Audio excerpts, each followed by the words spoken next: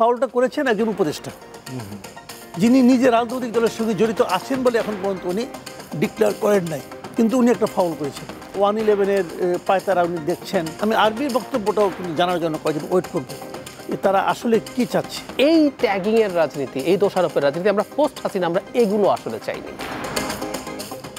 মাসুদ কামাল, এই মুহূর্তে রাজনীতি কেমন দেখছেন? শুনেন, এই যে রাজনীতিটা এখন হচ্ছে এই মুহূর্তে, আপনি যেটা বললেন অনৈক্যের সুর, এটা আসলে কিন্তু অনৈক্য মনে করি না। আমি অনৈক্য মনে করি না। এগুলো সবচেয়ে একদল না, ভিন্ন ভিন্ন দলের ভিন্ন ভিন্ন পলিটিক্স তো থাকবেই, এবং ভিন্ন ভিন্ন পলিটিক্সের মধ্যে কিছু কিছু জায়গায় মিলবে, কিছু জায়গায় মিলবে না, কিছু জায়গায় বিরোধ হবে, কিছু জায়গায় সংঘাতও হতে পারে। এটাই তো পলিটিক্সের বিউটি আমি মনে করি। এটাতে আমি অনৈক্যবাদী। আওয়ামী লীগ, বিএনপি, জাতীয় পার্টি, অনেক পার্টি বাংলাদেশে আছে। ধরা যাক এই মুহূর্তে আওয়ামী লীগ নাই, বিএনপি আছে, ছাত্ররা আছে, আবার নাগরিক কমিটি একটা আছে, জামাত আছে। তো এদের মধ্যে মানে ঐক্য হবেই কেন? এরা তো ঐক্যবদ্ধ দল না, তো এত কোনো জোট না, তাই না? ভিন্ন ভিন্ন দল, এবং এরা সবাই ক্ষমতায় যেতে চায়। ক্ষমতায় যাওয়ার জন্য এক একটা পলিটিক্যাল পার্টির এক এক ধরনের স্ট্র্যাটেজি থাকবে, এবং সেই স্ট্র্যাটেজি অনুযায়ী তারা কাজ করবে। ওই যে ডক্টর ইউনূস একটা চমৎকার কথা বলছিলেন কিন্তু, যে উনি পলিটিশিয়ানদের ঠিক মতো বুঝেন না, যে ওনার কাছে যখন আসে তখন মানে সব কথাই তারা একটা আরাজি, আবার বাইরে যে আরেক কথা বলে, তখন উনি আবার এইটা একটা উপসংহারে পড়ছেন যে তাহলে এটাই বোধহয় পলিটিক্স, তাই না? আসলে তো এটাই পলিটিক্স, এটাই পলিটিক্স। যার যার রাজনীতি তারা মানে করবেন, এভাবে করেই তারা জনগণকে তাদের পক্ষে আনার চেষ্টা করবেন, তাদের কাছে জনগণের কাছে বিশ্বস্ত হওয়ার চেষ্টা করবেন। এটা তো খুবই স্বাভাবিক। তবে হ্যাঁ, খেলা তো খেলা যখন দুই দল যখন খেলে, পরস্পরকে গোল দেওয়ার জন্যই খেলে, জেতার জন্যই খেলে। কিন্তু আমরা কি চাই? আমরা চাই যে খেলায় যেন কোনো ফাউলটা যাতে কম হয়। এর মধ্যে যে জিনিসটা খুব আলোচিত হয়েছে, একটা ফাউল হয়ে গেছে মনে করি, এবং সেই ফাউলটা করেছেন একজন উপদেষ্টা, যিনি নিজে রাজনৈতিক দলের সঙ্গে জড়িত আছেন বলে এখন পর্যন্ত উনি ডিক্লেয়ার করেন নাই, কিন্তু উনি একটা ফাউল করেছেন। এই ফাউলটা থেকে না 2-3টা প্রশ্ন মানুষের মনে আসছে। কোনটার কথা বলছেন? এই মির্জা ফখরুল ইসলাম আলমগীরের একটা কথার প্রেক্ষিতে নাহিদ ইসলাম যে বক্তব্যটা দিয়েছেন, যে স্ট্যাটাসটা দিয়েছেন, আমি ওটাকে বলছি। নাহিদ ইসলাম সাহেব একটা ফাউল করেছেন।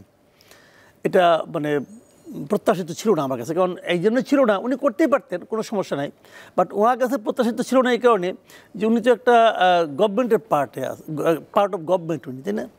সরকারে যেহেতু আছেন, সরকারের থেকে এই কথাগুলি এইভাবে উনি বলবেন কেন, আমার কাছে এটা ক্লিয়ার না।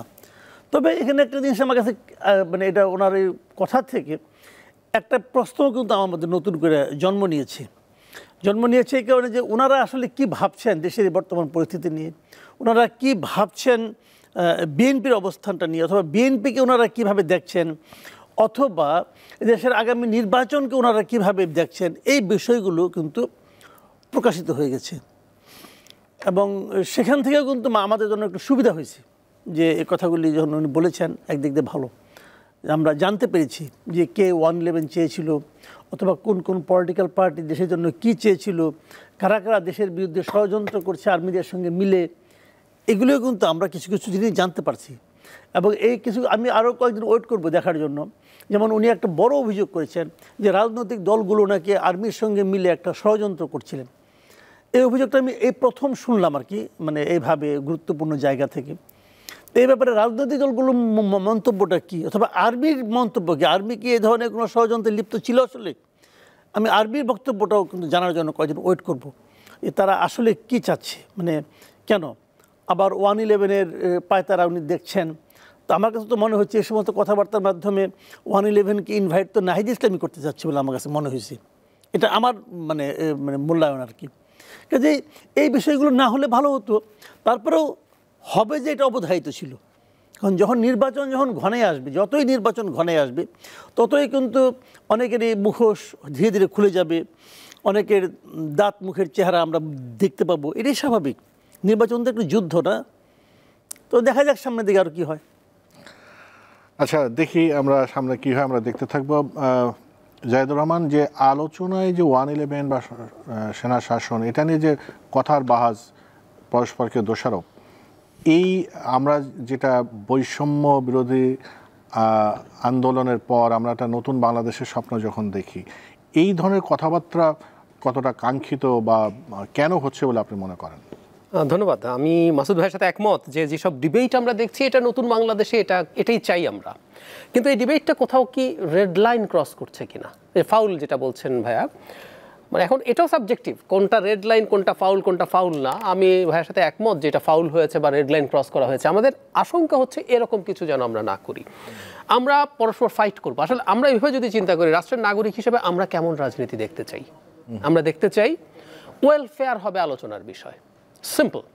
আমি তোমার জন্য এই সেবা দেব, আমাকে ভোট দাও, আমি দুর্নীতি এভাবে কমাবো। আমরা দিল্লির ইলেকশনটা 5 তারিখ ইলেকশন, আমি এখানে একটু বলি, তারও আগে যদি আসে রাজনীতি মোটা দাগে আসলে দুটো বিষয় হয়। একটা হলো ইডিওলজিক্যাল লাইনে, বিজেপির যে রাজনীতি করে ও বলছে আমি কিন্তু এই গত নির্বাচনে দেখো আমি কিন্তু বাবরি মসজিদ ভেঙে এখানে একটা মন্দির বানিয়ে ফেলেছি, আমি সামনে জ্ঞানবাপী মসজিদ আছে ওটার ওখানে আমি এই কাজ করব, আমি ওটা করব, তোমাদের সন্তানদেরকে লাভ জিহাদ থেকে বাঁচাবো, এক ধরনের ইডিওলজিক্যাল ডিবেট। আম আদমি পার্টি দিল্লিতে কোন রাজনীতিটা করেছে প্রথম থেকেই, আমি কিন্তু তোমাকে এত লিটার পানি ফ্রি দেবো, এত ইউনিট বিদ্যুৎ, এই যে আমাদের সকল লাইফলাইন গ্রাহক 50 ইউনিট, আমরা কম টাকা নেই, দিল্লি তো এটা ফ্রি, যারা ওই ইউনিটের নিচে থাকে ও ফ্রি এই বিদ্যুৎটা পায়, গরিব মানুষ। এবার কি করছে, এবার সে মধ্যবিত্তকে একটা অংশ পর্যন্ত ফ্রি দেবে বলছে, এবং ইন্টারেস্টিংলি নারীদেরকে সে 2100 রুপি প্রতি মাসে দেবে। মজাটা দেখেন, বিজেপি কিন্তু রেসপন্ড করতে হচ্ছে, বিজেপি বলছে আমরা 2500 রুপি দেবো। সো এটা একটা রাজনীতি, এই রাজনীতি যদি হয় তাহলে জনগণের উপকার হয়, ওয়েলফেয়ারের রাজনীতি। আরেকটা হচ্ছে আরেকটা যেটা, তুমি তো 1-11 আনতে চেয়েছো, তুমি তো সামরিক শাসন আনতে চাও, তুমি এটা করতে চাও, ইডিওলজিক্যাল লাইনে যখন, এটা হলো আশঙ্কার জায়গা, এটা আমরা দেখতে প্রস্তুত না। এখন এই যে করলো, এবং শুধু সেটা না, জনাব মির্জা ফখরুল ইসলাম আলমগীরের টোনে ভারতের সাথে তার টোন মিলে যাচ্ছে বলে জনাব নাহিদ ইসলাম কিন্তু বলেছেন, এটা খুবই সারপ্রাইজিং আমার কাছে মনে হয়েছে। সো এগুলো প্রত্যেকটা আমার কাছে ভারতের সাথে বলছে বা আওয়ামী লীগের সাথে, আওয়ামী লীগের কথা বলেছেন, আওয়ামী লীগের সাথে তার টোন মিলে যায় এরকম বক্তব্য করছেন। সো এই ট্যাগিং এর রাজনীতি, এই দোষারোপের রাজনীতি, আমরা পোস্ট হাসিনা আমরা এগুলো আসলে চাইনি। বিতর্ক হবে, এবং এটা নাহিদ ইসলাম না হলে ভালো হতো, কারণ উনি তো একটা সরকারে আছেন, উনি তো দল করবেন না।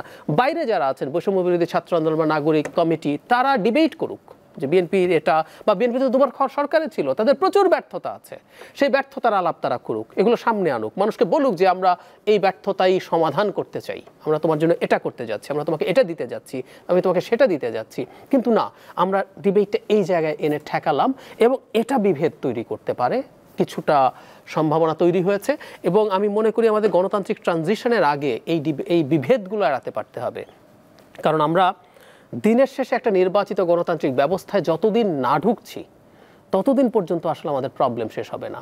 কারণ হলো, মাসুদ কামাল ভাইয়ের সাথে আমি একমত যে ওনার বক্তব্যে উনি ডাকুক বা নাই ডাকুক, 1-11 টাইপের কিছু ঘটানোর চেষ্টা প্রথম থেকে জনাব নাহিদ ইসলামের বক্তব্যে আছে, সেই চেষ্টা যে শেষ হয়ে গেছে তাও না। তো সেটা করার জন্য প্রিরিকুইজিট হচ্ছে মাঠের মধ্যে একটা কেওস তৈরি হওয়া। সো এই কেওস যদি তৈরি করা যায়, কেউ সেই সুযোগ নেওয়ার চেষ্টা করতে পারে। সো আমরা আমাদের বিতর্ককে বিভেদের পর্যায়ে যাতে নিয়ে না যাই, আমাদের সেই কেয়ারফুল থাকতে হবে।